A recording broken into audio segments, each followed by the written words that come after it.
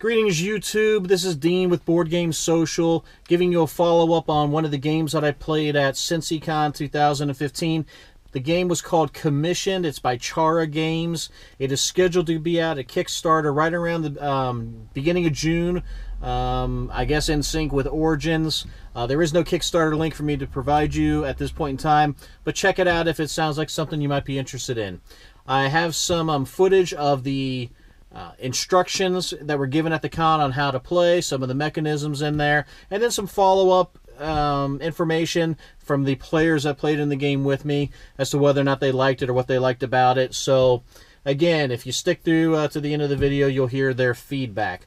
What were my thoughts about the game? Well, take a look at the video first, and then I'll come back at the end and tell you my my opinions as well. I was telling these guys the scenario we're going to play is called Acts of the Apostles. The goal is to have a church established in every city. City on this game is the white spots throughout the board, and collect all 9 of the New Testament cards that are down there. The board is also divided into regions, so when any card talks about a region, it's talking about the color. So there's a green, orange, yellow, red, blue, brown, and black region. There's 2 different ways we can lose. If this deck runs out, we lose, or if 5 different churches get extinguished or die off. So every time we lose a church, a candle gets blown out, and That's if a cool all 5 go out, then that's one way to lose. That's another way to lose. The phases of the game. The first thing we'll do is we'll arm ourselves. So you'll have a deck that you've built. You start out with 6 cards that are your special ability.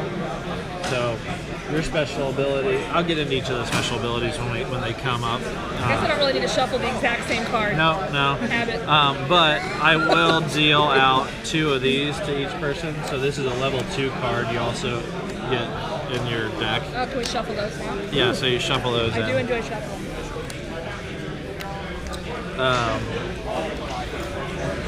Level 2 cards are they're dual purpose. They have a board effect as well as a book.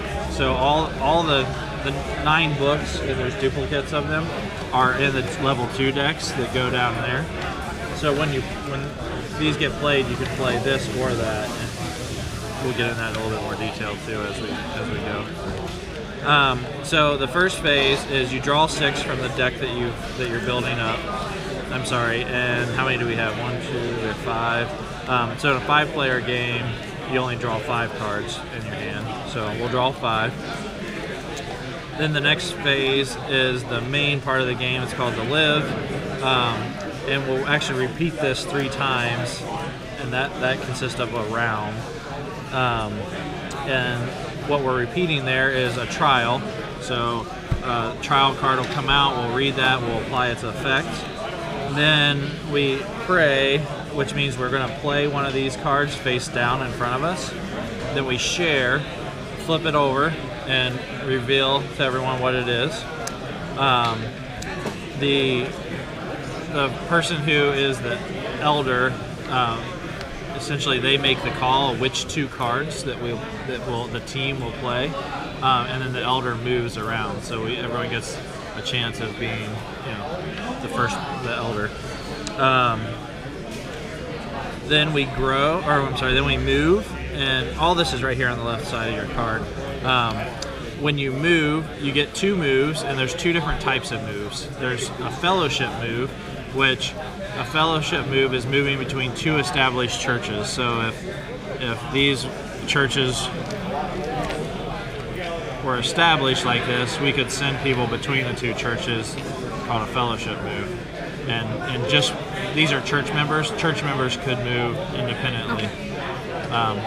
These are apostles, and there's always 6 people. So since we don't have Andrew playing right now, a missionary will stand in Andrew's place. So we have six people, and then the church members. The other type of move is called a missionary move. A missionary move requires there'd be one of these 6, either a missionary or an apostle.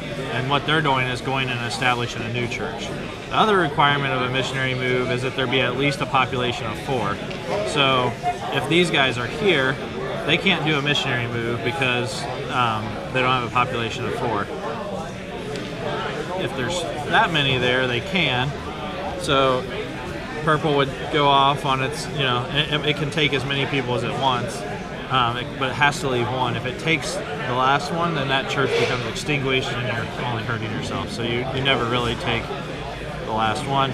And ideally you want to leave 2 because a trial card might say remove 1 church member from every church in the region or something like that. And if you do that and you only left 1 there, now you're hurting.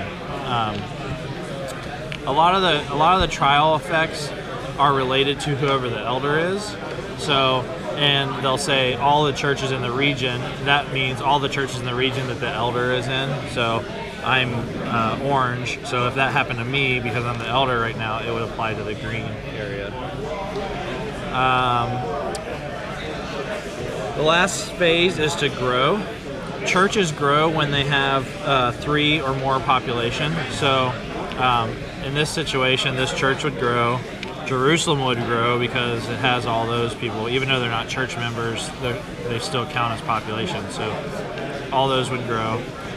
Now, if you split this up, like I was talking about earlier, you went like that, or even like, or if you went like that, right, and did the safe thing and left 2 back here, neither one of those get to grow.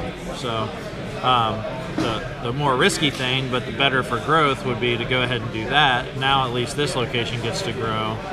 Next turn, maybe you move 1 cube back, or 2, you kind of balance it out.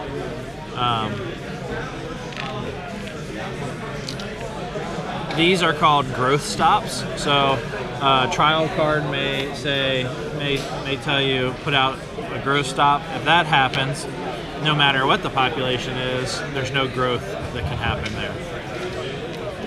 The other type of stop that could come out is a mission stop. So if this comes out, let's say the first round we get a card, comes out and puts a mission stop here, these guys can't move. There's no other churches, so they can't do a fellowship move, and there's a mission stop, so they're stuck. So we have to work hard to get that mission stop out of the way.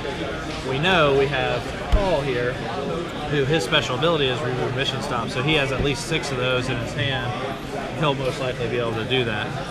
Your special ability is to remove growth stops, so if we get one of those out, we know that you have 6 of those in your hand, so pretty likely to be able to. Do you play that as since the trial card is played, or like blunt? So what'd you think about Commission? I think it's pretty well balanced.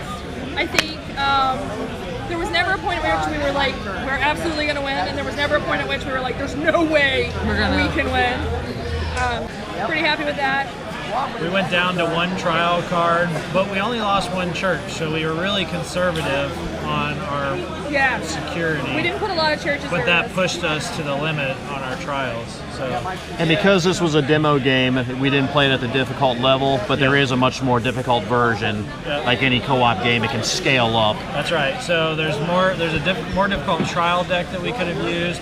There's also different scenarios, and each scenario has different setup conditions and different win conditions. And there's actually another side to the board as well that works with the different scenarios. Okay. Okay, commissioned. When I signed up for this game, I really only signed up for 2 reasons. One, because it wasn't released yet, and I figured they would let me do a video on it. I need to practice on doing the videos since this is so new. And 2, it had a historical theme to it, so I thought, okay, I'll give it a try.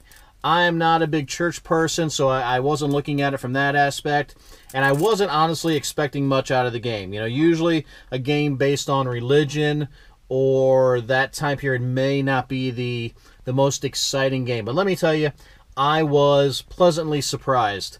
I really enjoyed the game. It's a co-op game. There was a lot of interaction between the players.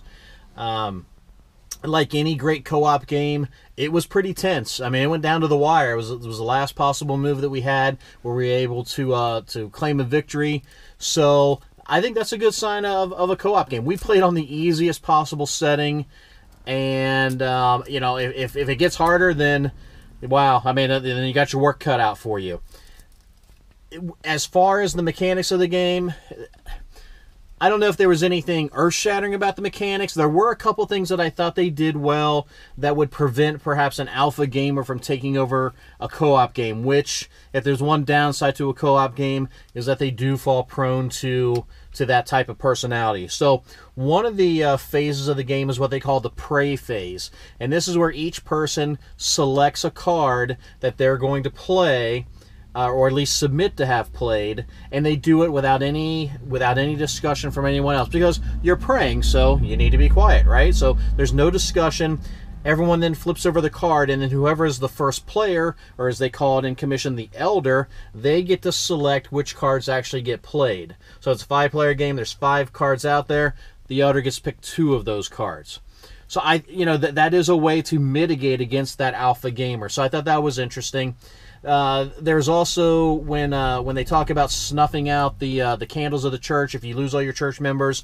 It's kind of a cool little chit, and again, this is prototype, but kind of a cool little chit that they place over top of the lit candles that are a part of the board, and it just has that snuffed out look. So it's kind of a cool look. The player card, the character cards, each of the characters has, or each of the apostles, I guess not a character, has a different ability. It may be an extra move, it may be you can generate more faith.